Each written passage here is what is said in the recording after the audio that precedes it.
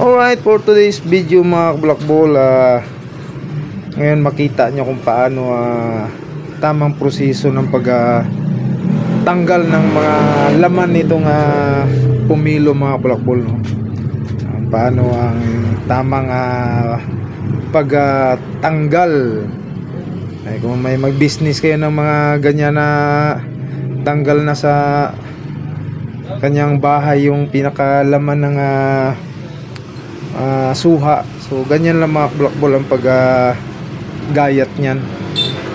So bawasan nyo kabilaan, dulot-dulo, tapos iwain sa gitna, biakin. Ayan, matatanggal nyo na ng maayos mga Black Ball. At may plaster nyo na sa isang lagayan, no? Para presentable mga Black Ball ba, no? Kung kunwari lagay nyo sa isang transparent na bowl, tsaka pambinta, ganyan lang mga Black Ball pag gayat-gayat nyan. So yan nga pala mga Black Ball, no? Ginawa kong ganyan yan kasi hindi yan siya pambinta. Gagawin namin ng salad mga Black Ball. Ayan, gagawing salad. Tapos yung nasa balde naman mga Black Ball, gagawin kong juice. So ito nga pala mga suha mga Black Ball ay tira-tira ko yan nung bininta ko nung bagong taon. So hindi naubos at tinamad na rin akong magbinta kasi medyo may komplikado yung variety mga Black Ball. So yan na lang yun.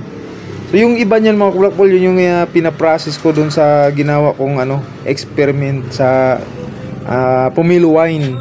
So ano yun siya, 2 sako din yun. Tapos yung natira naman ay ayan siya, bala kong gawing juice.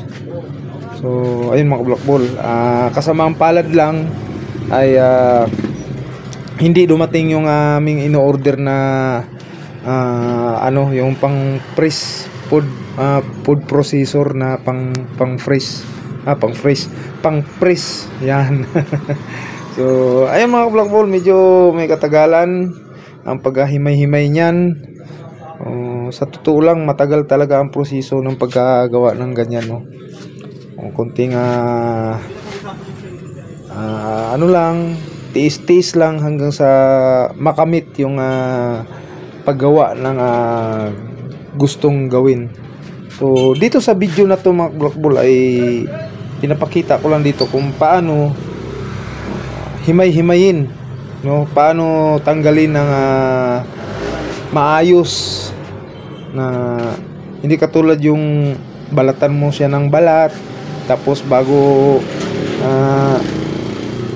kusi-kusion yung punit-punitin mga Black Ball, no? So mabagal na proseso yun. So ganyang paraan mga Black Ball, paggayat mo nang sa dulot-dulo, kabilaan, tapos bago biakin, tapos ayan, pag biak mo ganyan, sigurado biak na talaga yun. So ayan mga Black Ball, at malapit na rin akong matapos dyan sa part na yan. At hindi ko lang ipakita dito sa video to yung paano yung paggawa ko ng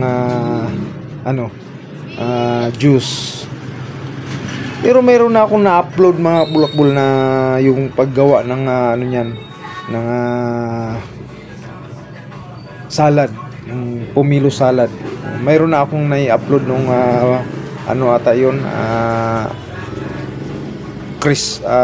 Christmas yun. Ayun, no?